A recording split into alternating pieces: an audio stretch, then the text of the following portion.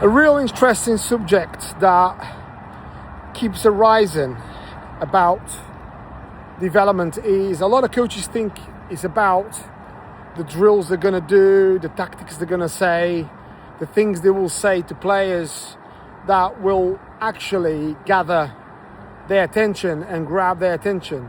Now, failing to realize a lot of the times is the way you make them feel, the way you make a player feel. Now, I've seen a lot of players sometimes with probably to a degree great coaches that actually don't respond. So we might turn around and think, oh, why is that player with such a great coach don't perform? And a lot of it is to do with what I'm just about to allude. It's that connection. Now, when you don't believe in a player and a player feels that, it's nothing to do with tactics, it's nothing to do with how great your sessions can be, but it's just the fact that they feel that there's a complete entire disconnection. That in itself causes players not to really believe in what you're doing. Or even if you are a great coach, they will not trust you, because the way you make them feel is about those feelings, is about those emotions, and that in itself causes a bit of a down spiral on their learning. Now, the other thing is the way sometimes you deliver certain messages.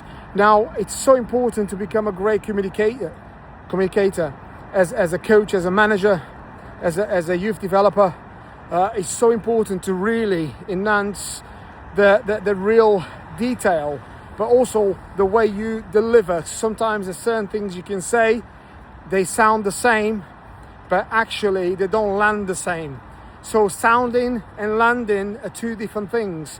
I may say, we must win today, or I may say, could we potential win today?